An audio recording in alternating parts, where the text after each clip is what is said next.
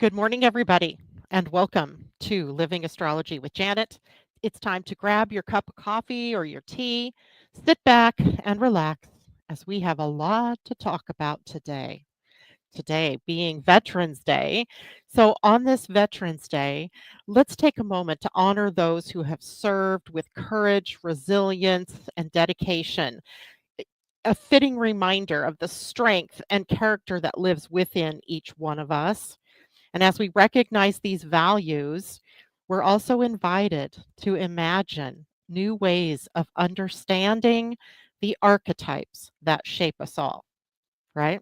In today's broadcast, I'm excited to bring you a reimagining of the zodiac, a fresh vision that honors both the divine feminine and the divine masculine energies in each of us. The new zodiac brings forth an empowered and balanced way of viewing the universe and our part that we play in this universe, in this cosmos. Let's dive in and explore the reimagined zodiac and how it can enrich our understanding and inspire a more inclusive perspective on the stars, shall we? So, this is a much longer conversation than I can give you in one show. In fact, as I became inspired by this yesterday, I managed to rack up something like 50 pages worth of text that I only scratched the surface. So, this will be an ongoing process. But before I dive into all of that, let me just apologize for my performance on Friday. Those of you who actually joined me live saw me in an absolute breakdown, an emotional breakdown, as I totally had my faith in love and light in the zodiac shaken to my very core. And in fact, on Friday, as I disconnected, I thought, I'm never coming back. Right? That is what I was thinking in my mind. I am never coming back. I have zero faith in myself, my abilities as an astrologer, and the very study of astrology. I was in a mess, right? My whole life, other than my families and their families and those connections that I have, my life is astrology and human design, coming on here and sharing things with you about those topics. So I felt like the whole world had just pulled the rug out from underneath me, and I should never have been on air that day, right? I should have just done what my gut was telling me and just not do a show. But I did. So for that, my apologies that you got to witness my breakdown. But it was real, it was raw, it was authentic. It was how I was feeling at that time. And Saturday was a tough day for me. I had this thought in my mind about astrology and that there had to be a better way. That that somehow this world keeps missing the point about the fact that we need to bring in a new reality, right? And that new reality is primarily a balancing of the divine feminine, an enrichment, enlivening of the divine feminine, to come into a balance with the divine masculine.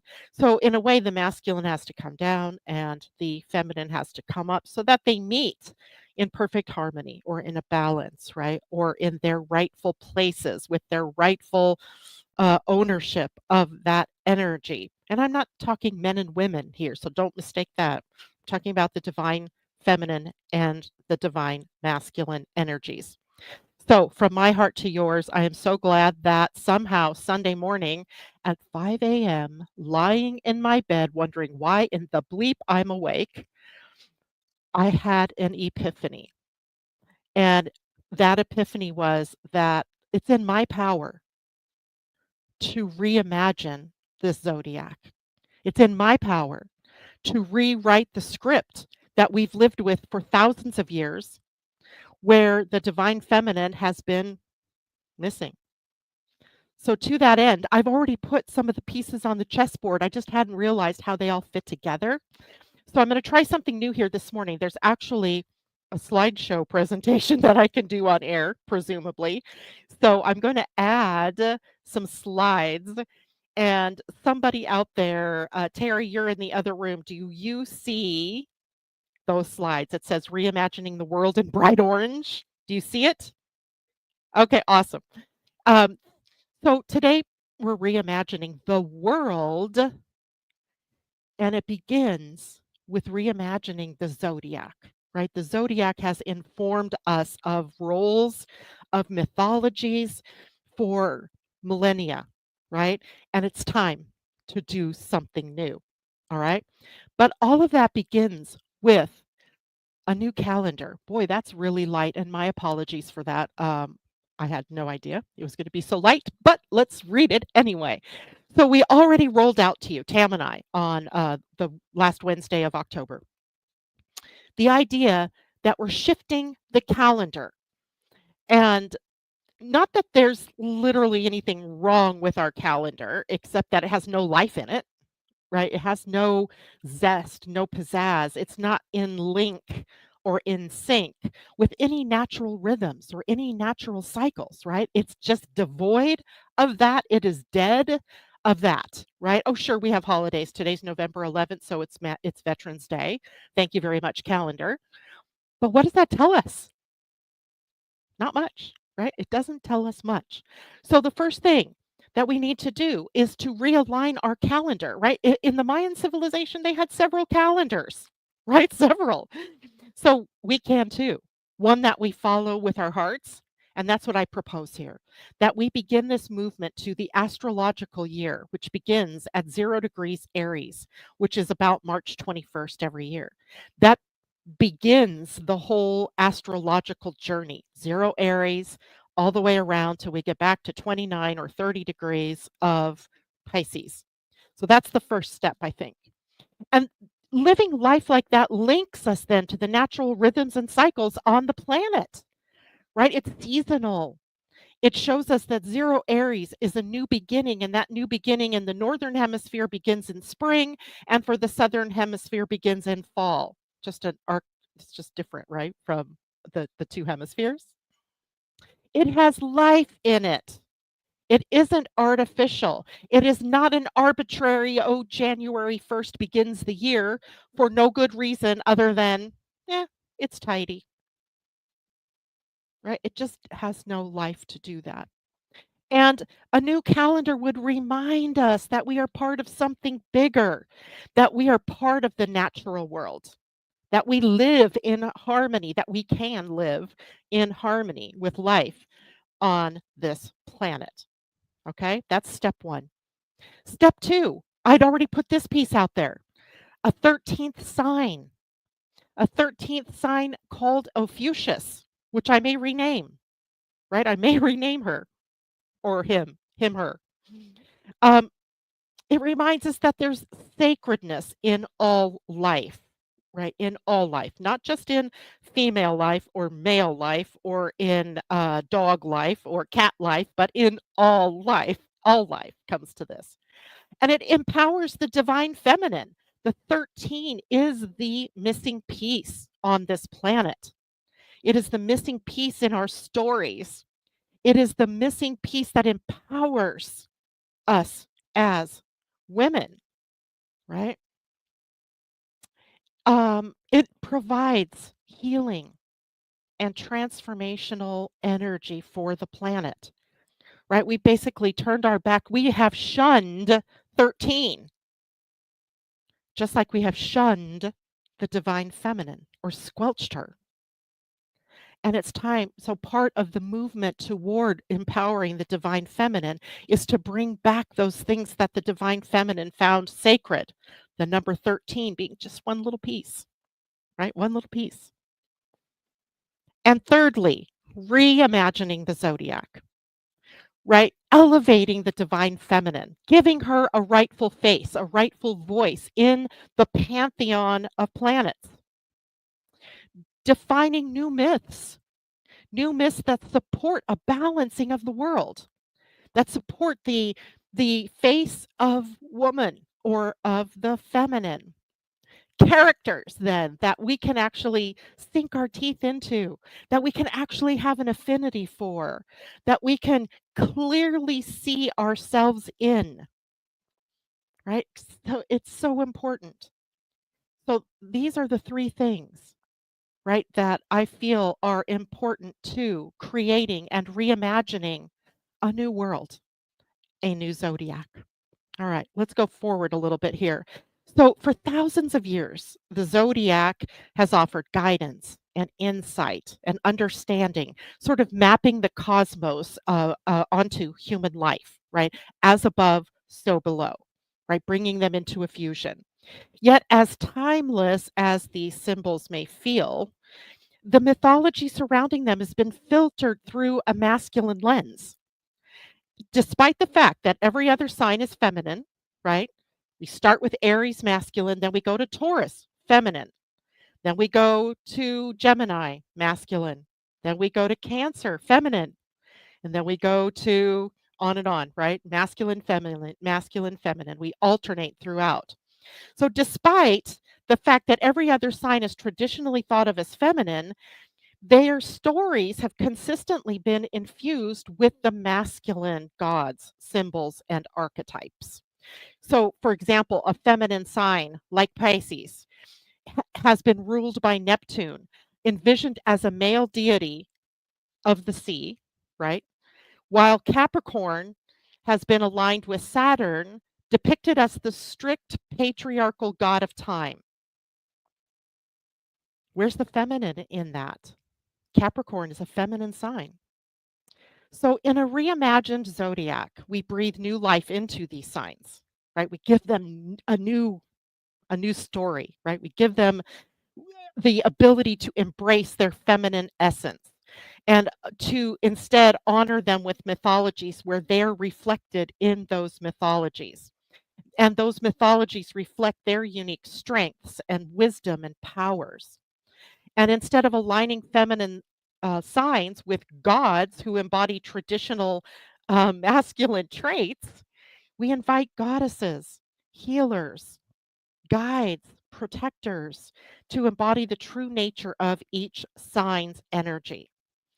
This transformation not only brings a balance that's been long absent in our world, but also opens a space for feminine strength to shine, power that is nurturing, wise, and transformative, fierce, even, right?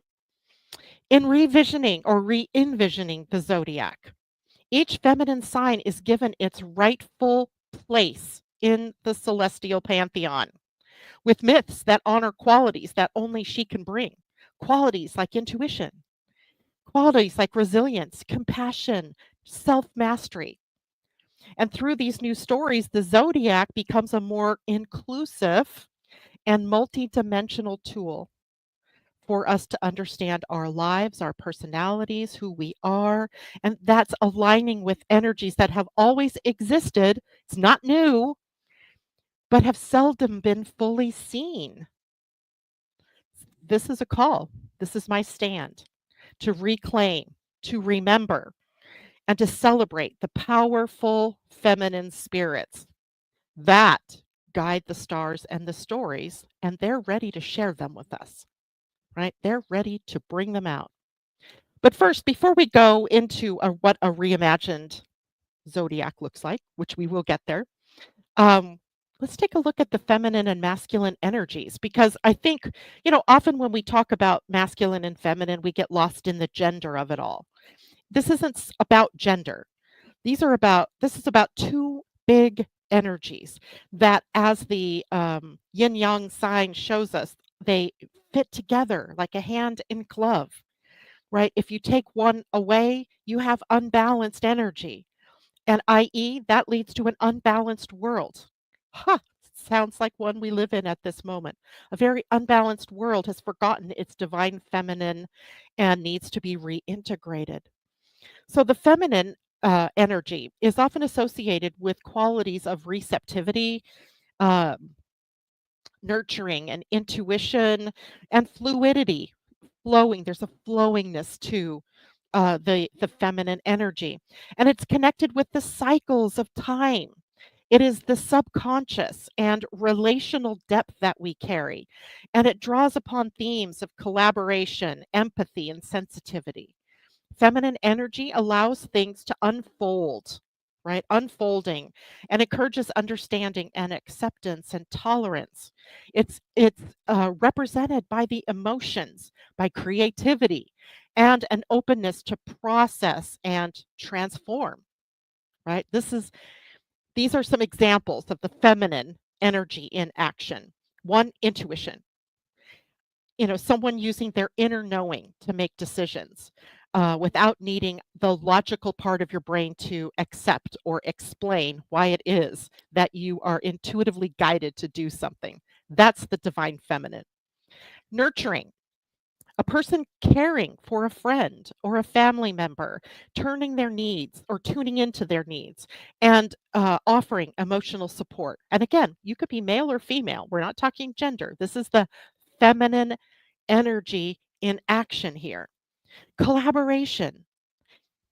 That's a distinctly feminine energy. Team members listening closely to each other's ideas and building on them to create something together, right? Balancing ideas to come up with the bigger picture, the bigger collaboration.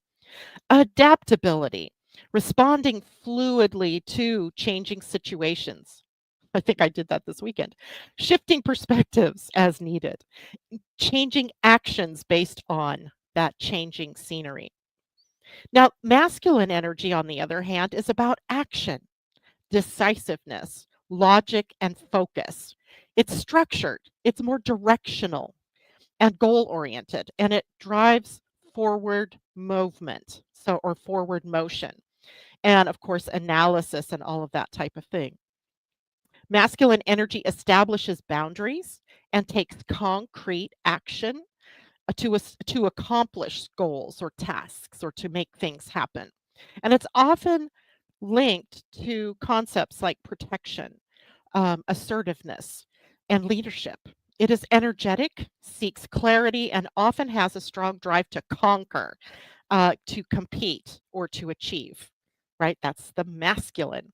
And examples of masculine energy in action, for example, decisiveness, choosing a course of action with confidence and commitment, especially in a challenging situation.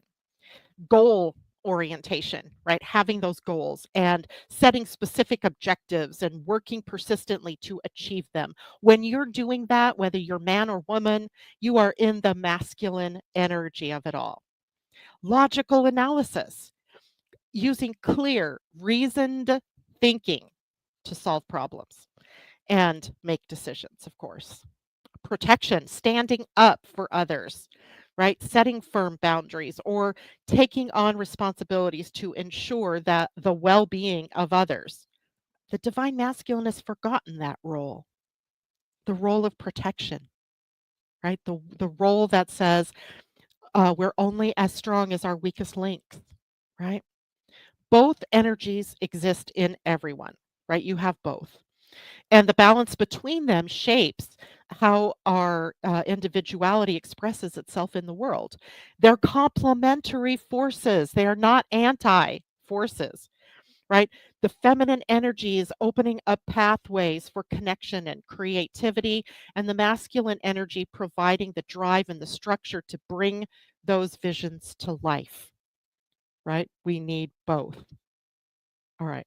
I'm going to take a moment here, pause and take a look at the comments, and then we're going to go on.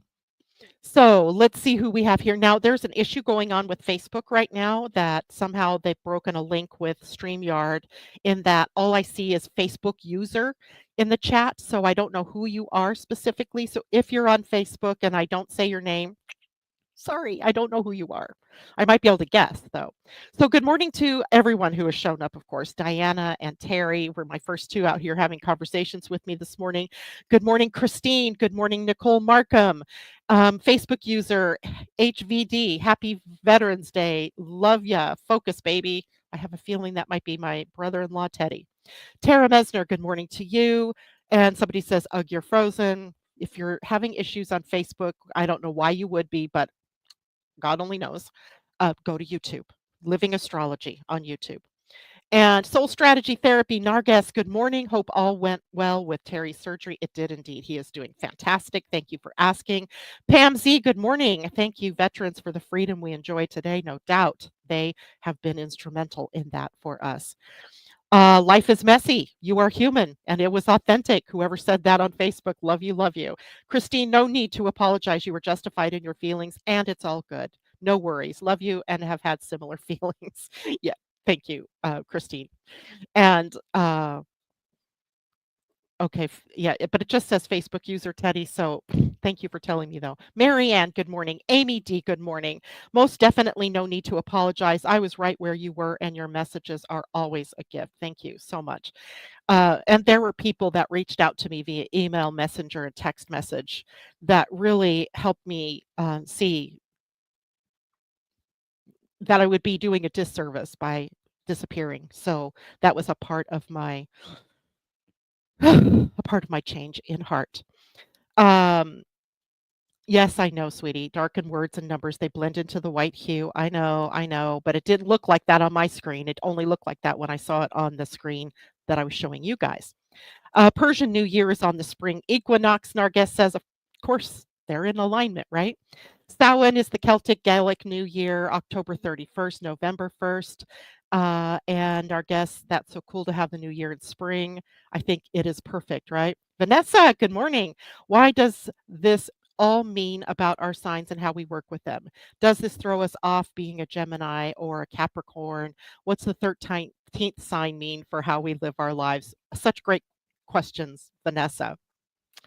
And I will get to answer those, but probably not all in one show this morning, because there's so much to this, right? So I want you to realize something that for women, right? So think about an African American child.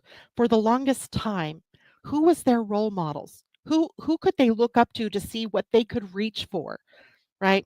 Same thing for women. For the longest time, who were the women role models that we could look up to, right? Where did we see ourselves reflected in the possibility of evolving or being something more than what the world's roles placed upon us? And that's my point here this morning in talking about a reimagining of the zodiac. Because the only two bodies out there in the stars, in the pantheon of the zodiac, were Venus and the moon, right? Those were the only feminine roles. In the traditional zodiac pantheon, only Venus and the moon were distinctly feminine. And that profoundly has shaped how we are represented, or how the divine feminine has been represented in the world, right? In life. And this structure reduced the complex range of feminine energies or feminine archetypes into two primary roles: Venus, the sensual lover, and the moon, the nurturing, protecting mother. So these archetypes, while valuable and powerful in their own right, have historically set rigid boundaries for how the feminine energy could be understood and could be expressed. And that deeply has influenced societal expectations and gender roles. You have to remember, in older ages, astrology was a bigger player in the world, right? It was very big in those times. And as time has gone on, as those roles got kind of set in stone, we've played out those same roles, right?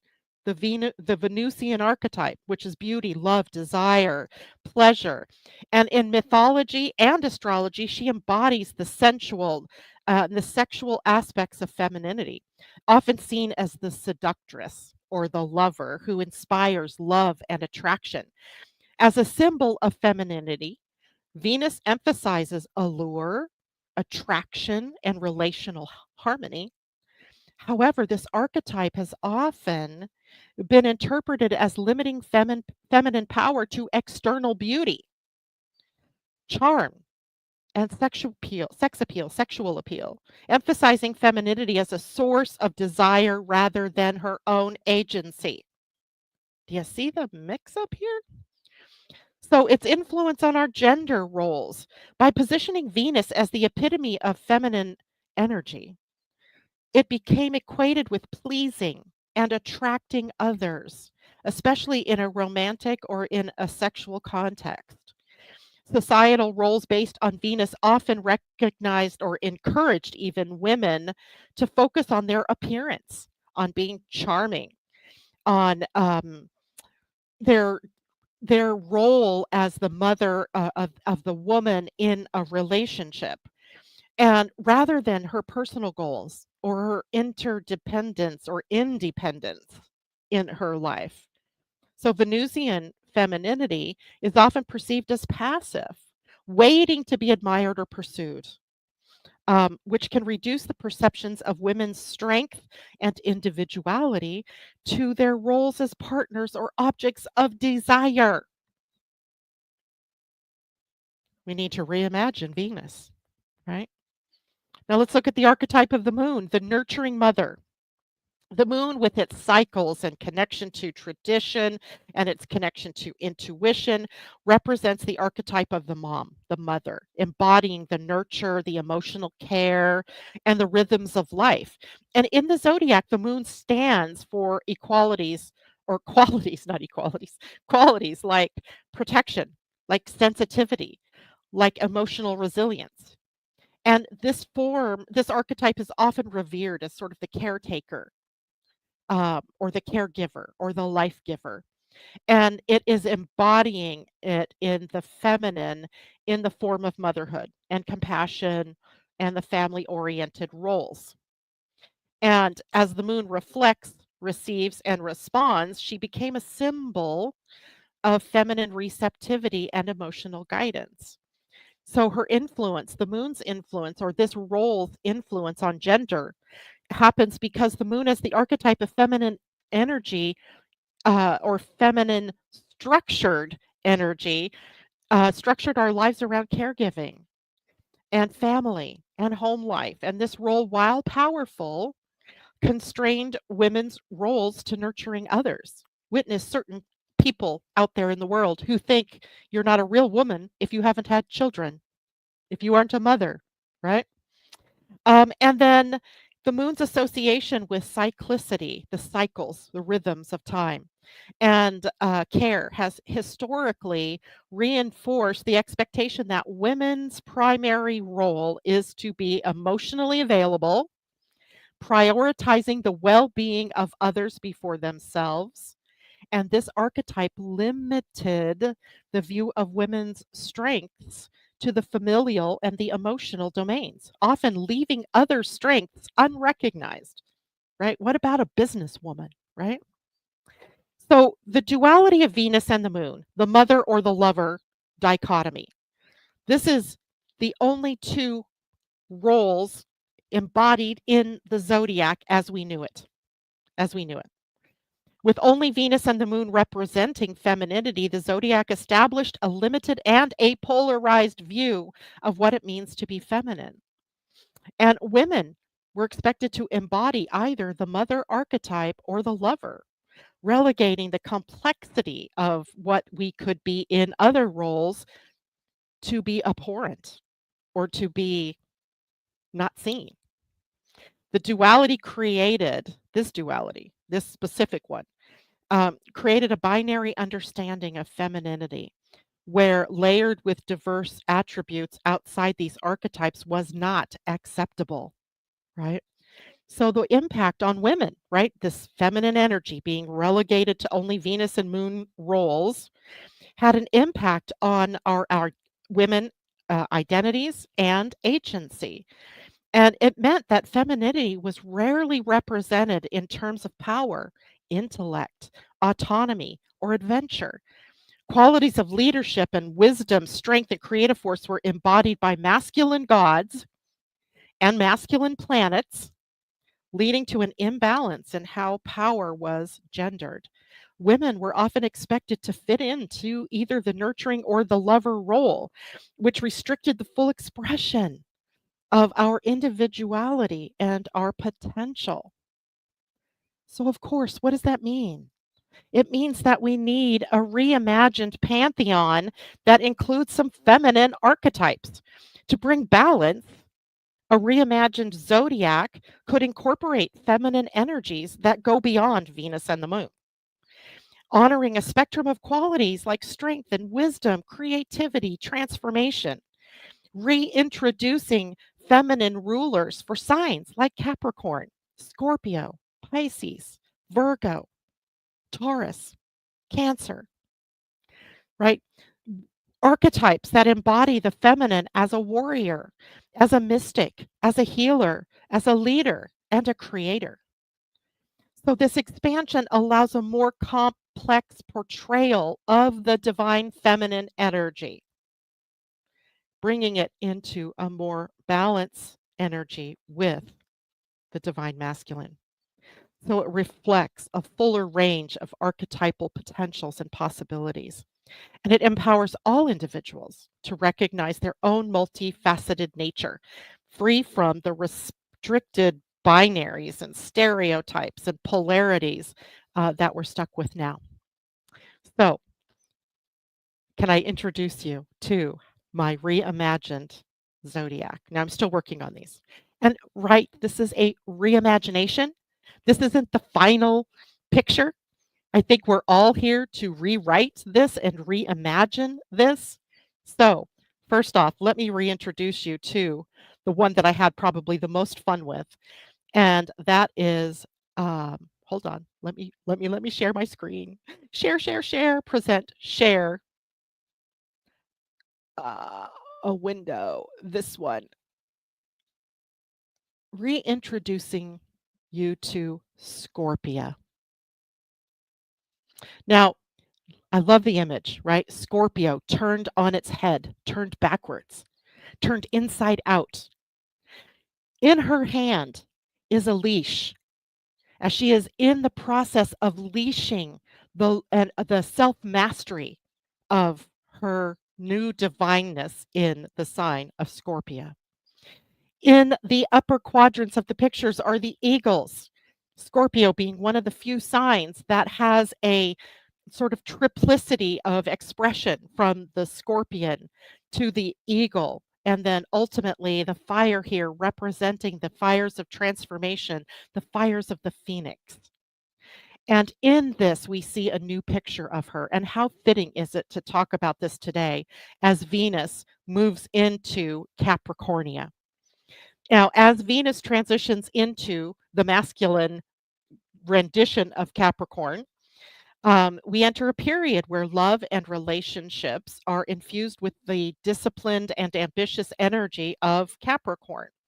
And this transit encourages us to approach our relationships, our connections, with a focus on long-term stability and commitment. So there's still these issues.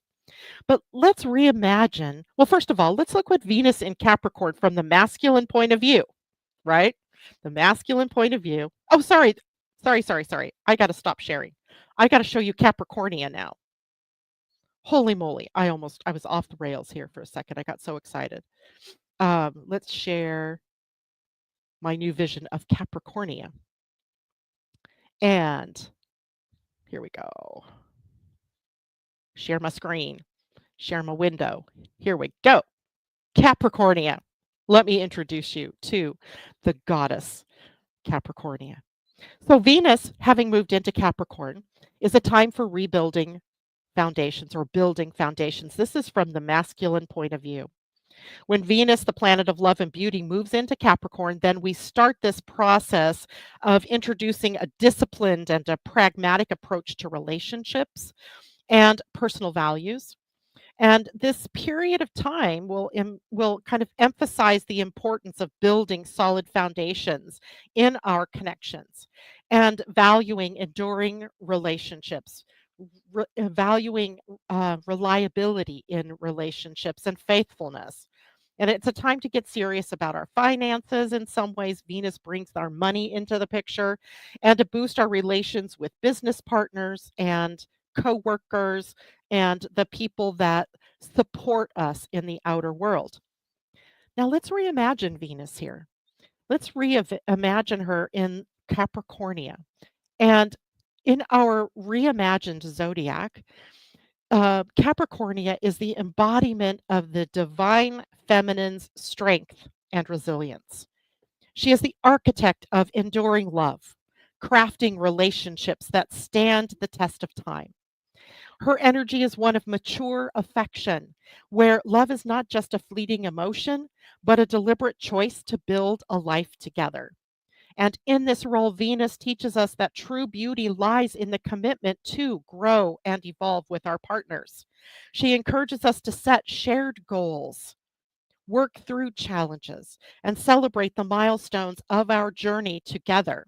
Her love is a sanctuary built on trust, respect, and mutual ambition. Embracing this energy. How do we embrace this energy? So during this transit of Venus in Capricornia, consider how you would incorporate these qualities: commitment. Reflect on the long term goals you share with your loved ones and take steps to align your paths. Responsibility. Take ownership of your role in relationships, acknowledging both your strengths and areas for growth. Patience. Understand that building something lasting takes time and effort. Be patient with yourself and others. And then by embracing this new energy of Venus in Capricornia, we can create relationships that are not only loving, but are also resilient and enduring. Which vision did you like better? Which vision landed with you better? um, yes, I did. I designed those pictures with some help from some AI friends out there. Um, so this is a much bigger conversation, right? I just gave you a little taste of how just repicturing, reimagining Venus in Capricorn takes on a new role. Did you notice in the picture the scythe? Because there's also an understanding that Saturn is the ruler of Capricorn. And I very clearly pictured Saturn's role here as a woman, Saturn as a woman. And in the, I'm thinking turns into a book because there's just so much information. As I really looked at Saturn, you'll notice that she had the scythe in one hand and she had this vessel in the other hand because she is both the ability to give life, to birth life, and she also has the responsibility of transformation in the death and rebirth process. And a newly imagined Saturn can play that role as long as we don't keep him as the patriarchal, stodgy, restricted, rigid character that we've come to know in the pantheon of the zodiac. We have to try on these new things, right? Pam Z, love that Scorpio can be seen as more than the death and stinger. As a Scorpio Pisces versus the few that give others the distaste for Scorpio, we are deep and death is something to be explored. There's, so much more to Scorpia, right? And I even went so far to consider new rulerships for these particular bodies. So, for example, in Scorpia, in the rulership currently, we have Mars and Pluto. Mars, decidedly masculine, and Pluto, who I think could be a feminish character, playing a very masculine role. So as I looked at the rulers of what could be in a reimagining of the zodiac, is there a new way to talk about Scorpio? Let's just start because we're in Scorpio season. Let's talk a little bit about this. Let's reimagine Scorpia as the weaver of shadows and light. Right? If we look in the picture, we see light, we see the dark, we see both, right? So in ancient mythology, she is known, if we rewrite the ancient mythology, she is known as the goddess of transformation, a keeper of life's mysteries. Pam, try all this on for sizes. You've got so much Scorpio, and you all have Scorpio somewhere, or Scorpia now, somewhere in your chart. And she's a healer who works through cycles of death and rebirth. Her power lies in her ability to transmute the darkness into wisdom, into light, and to wield her inner strength with purpose and mastery. She's a guide for those seeking self empowerment, a figure who knows the secrets of both the underworld and the heights of transcendence, right? She's both. And she holds the attributes of the feminine energy of deep passion, of intuition, of resilience. Unlike the traditional Scorpio portrayal ruled by Mars or Pluto, it's often harsh or aggressive, right? Scorpia embodies the softer, yet no less potent aspects of this transformational energy. She works through patience, she works through intuition and subtle influences. She doesn't force change like a Mars would force change, but rather guides others through the process of discovering their inner power and shedding what no longer serves them, right? I gotta hear what everybody's thinking about this, right? This was a truly this she was the first sign I reimagined yesterday in, doing this work, and, compassion for those afraid of the dark, Pam Z says. It's a great new story, right? It's a great new way for us to look at this feminine sign. And now let's take a look at what planets, might this be? Well, first of all, let's look at her journey before I go on into the planets. I have 20 minutes. Let's just fulfill the role of Scorpia for each of us.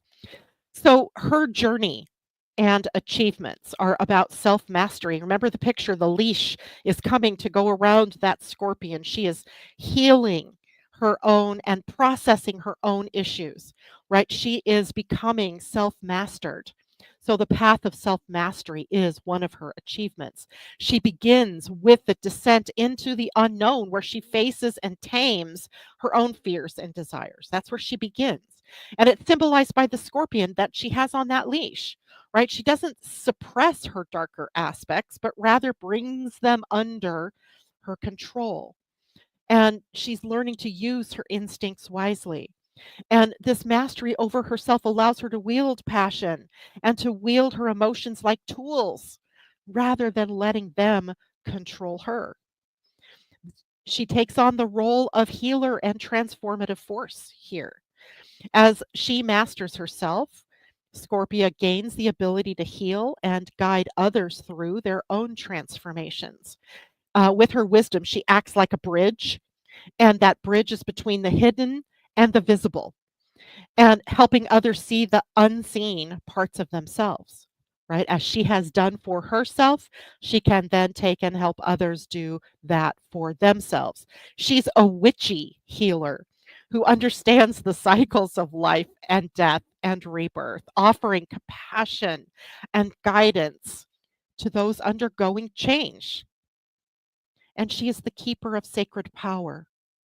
Scorpia is the embodiment of feminine power that is rooted not in dominance, like the male counterpart, the masculine counterpart, but in a knowing presence.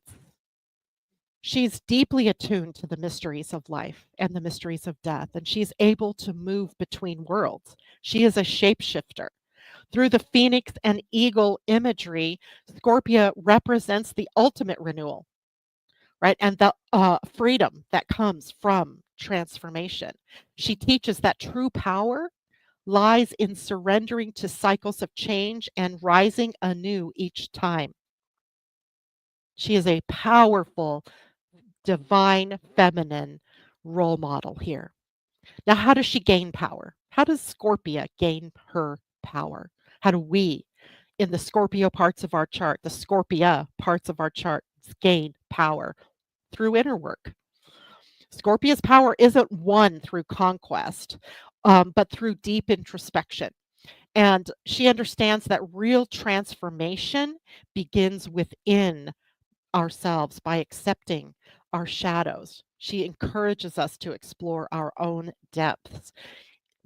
We Number two, embracing our vulnerability rather than hiding her sensitivity or hiding the vulnerabilities. She trusts them as a source of strength, right? She teaches that accepting our shadows and weaknesses makes us whole, right? If you've got those all shunted off to the side somewhere, there's no way to see it clearly. With purposeful presence, these are how we gain power through our inner work, by embracing vulnerability, and with purposeful presence. Through the Scorpia lens, she uses her intense focus to create meaningful change, whether by healing herself, transforming her surroundings, or guiding others on their journeys. Her mythology speaks to the power of inner transformation, the wisdom that comes from facing your own darkness, and the empowerment found in self mastery. She is the mystical guide, helping others realize that their power comes from within and that true change begins in the soul's depth. Whew, powerful, right? Going back for a second to see comments. Um, LAX of dedication. That's funny. Okay. Uh, let's. I can't go back to the. I see comments, but I don't see questions. So I'm going to continue on with the possible rulership changes that we might think of with Scorpia. So I thought about several different feminine bodies and points that could represent the themes of transformation, of self mastery, of healing, depth. And several celestial bodies came to mind that resonate with the mythologies that I just outlined of Scorpia, right? And one was the Black Moon Lilith.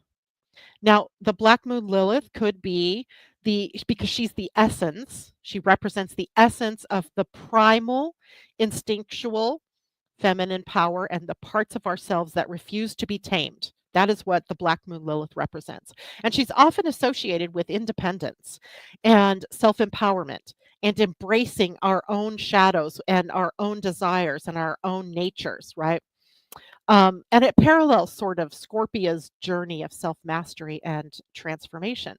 And why it fits? Well, like Scorpia, Lilith is witchy in nature, and she embodies feminine rebellion and authenticity. So the Black Moon Lilith influence encourages individuals to confront and integrate their suppressed desires and shadow qualities, very much in line with Scorpia's energy. So there's one possibility. Could it be Eris? Right? Eris is a dwarf planet associated with discord and awakening and the shattering of illusions. So she symbolizes the fierce feminine energy, and that's the energy that challenges injustices and disrupts old paradigms. And why does that fit? Well, Eris would resonate with Scorpia's passionate nature, her intensity, her transformative power, particularly her ability to heal by unveiling hidden truths. Eris kind of embodies the fearless feminine force that awakens and catalyzes necessary change. She could make a good ruler of the new Scorpia, the newly reimagined Scorpia. Now, what about Ceres? Ceres is another dwarf planet, and she's associated with nurturing and the cycles of life, death, and rebirth. She's known as the goddess of agriculture and motherhood. She represents care, nourishment, and resilience. Eh, why it fits, maybe? She's a gentler Scorpia, right? She's dialed back the intensity somewhat. But Ceres resonates with Scorpia's themes of transformation, especially because she is related to the life and death and birth cycles, right? The cycles of birth and death, right? That whole idea. She could represent the part of Scorpia that nurtures others through transformation and offers support to those who are undergoing that kind of inner change and transformation. Here's a new one for you because I've never really talked much about her. But what about Chericlo? Chariklo is an asteroid, and she's associated with spiritual protection, healing, and the ability to hold sacred space. She's the wife of Chiron in mythology, and she carries themes of supportive healing and inner strength. So, why does it fit? Well, Chariklo's connection to healing, her mythology about creating safe and transformative spaces, aligns with Scorpia's mastery of guiding others through their own transformation, their own dark night of the soul. Cherry has a quiet, powerful energy, and she supports personal evolution, which could mirror Scorpia's supportive and mystical nature. And what if we reimagined Pluto? Pluto traditionally rules Scorpio along with Mars and represents the transformation power and rebirth within the sign of Scorpio. So Pluto is the planet that delves into the deep dark, right, into the hidden depths. And he symbolizes that death and rebirth process or cycle that is working on a collective level, but also on an individual level. So if reimagined with a feminine lens, Pluto could perfectly embody Scorpia's power to um, navigate between worlds or realms, embracing shadow work and catalyzing rebirth, on the other hand. This feminine Pluto would represent a deeply transformative force that, like Scorpia, masters the mysteries of life. Or what if we have a dual rulership? I had to think about this because Scorpio is a dual rulership between Mars and Pluto. So what if we kept a Pluto, what if we had a reimagined Pluto, as I just discussed, and added the rulership with Chariklo, right? Each of these bodies captures maybe a little different aspect of Scorpia's energy, whether it's her fierce independence or her transformational influence or her healing power. And dual rulership is kind of brilliant, right? It gives us the opportunity to see things in a multifaceted way. Chariklo and a reimagined feminine Pluto embody both the healing and nurturing side of transformation and the intense power of rebirth and self mastery. Chariklo could represent Scorpia's compassionate, supportive wisdom, offering protection, offering healing, while Pluto brings the depth and the resilience to move through that transformation, allowing Scorpia to face the shadow work, allowing each of us in that part of our lives to face that shadow work and to catalyze profound change. And with this dual rulership then of Scorpia, she can embody a full spectrum of feminine strength, nurturing transformation, and with Chariklo, and then wielding the intense force of rebirth with Pluto. So pairing these two creates a more truly balanced, multidimensional ruler for Scorpia. And that's just one part. Now, I want to, you're going to hear me bring in a whole bunch of other feminine pieces as time goes on here, because I started with Scorpia and then I I moved to Capricornia, right? And there's just so much, right? And then I also have to go and look at those masculine signs now, right? The signs in the masculine I've not yet reimagined. So there's a lot to be said here. There's so much to go through. And somebody earlier, Vanessa, she asked the question, what does all this mean about our signs and how we work with them? It means that you're being asked to elevate, Vanessa. You're being, as a Virgo, which I happen to know Vanessa, so she's a Virgo, um, you're going to have a reimagined role model in the sign, right? Rather than a Mercury as her ruler. And then this is interesting because I'm going to have to take Gemini and Virgo, and I'm going to have to reimagine them both, and they may just come out androgynous. I have not I have not gotten that download yet. They may turn out androgynous because Hermes in the myths is a very feminine looking masculine person or god. I don't know what to do with those two yet, but I will, right? There's something about that. And no, it doesn't throw you off from being the sign that you are at this point. Now, let's talk a little bit about adding that 13th sign into the zodiac. Ultimately, there is the discord, there is the disruptor, right? Because we now have to squeeze in a 13th sign in a zodiac that is built for 12, right? It's like trying to put a 13th person in a car that will only seat 12 people comfortably. How are we going to do that? I don't know. But it's going to start with reimagining.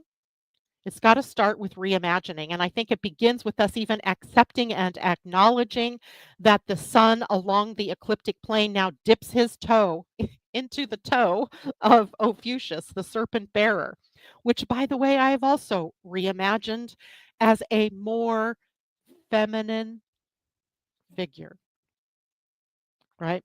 Ophiuchus, the serpent bearer, is shown to be a man who is harnessing the power of the serpent. It, to me, has artificially made us believe that the only true healers were of the masculine sort. But in the old days, it was the women who held the power of healing, who held the power of life, right? Giving life, bringing life, helping other women bring life into the world. And that got dishonored in the process of the rewriting of or the under suppressing of the divine feminine. So I honestly think that we have to have Ophiuchus possibly renamed. I came up with about 4 or 5 different names for Ophiuchus, but too much to go into in the 4 minutes I have left here today, as a feminine archetype that embodies the 13, the sacredness of women, the sacredness of the divine feminine, right? This in no way makes the masculine smaller. It just puts things in the right perspective. It puts things in the right lanes, right? And all of you are a complete embodiment of both masculine and feminine energies. You're not missing any of it. So whether you're a Virgo or a Gemini or a Capricornia, Scorpia, doesn't matter. You embody both of those energies. I'm just saying that give the feminine signs their due and give us role models and mythologies in those signs that more clearly reflect the energy that's available there. And later, as we embrace that 13th sign, it may indeed change our physical zodiac signs. If we adjust the zodiac to possibly engender more of the sidereal look, where it's all about, the actual constellation that the heavenly body is in, then that becomes a conversation that becomes more and more of an alignment with the truth of the zodiac and its expression here on the planet. But that's a big move. That's a big change, right? We got to start somewhere, Vanessa. So we'll start by reimagining some of these key pieces.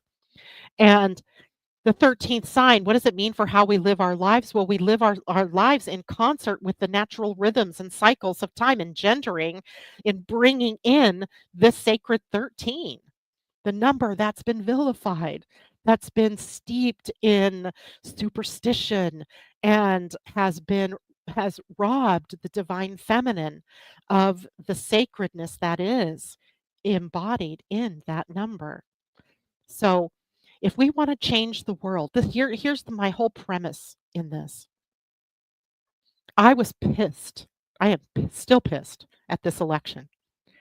But I see that it's possible that this begins a total destruction of that old, allowing this new pathway of the divine feminine to rise, right?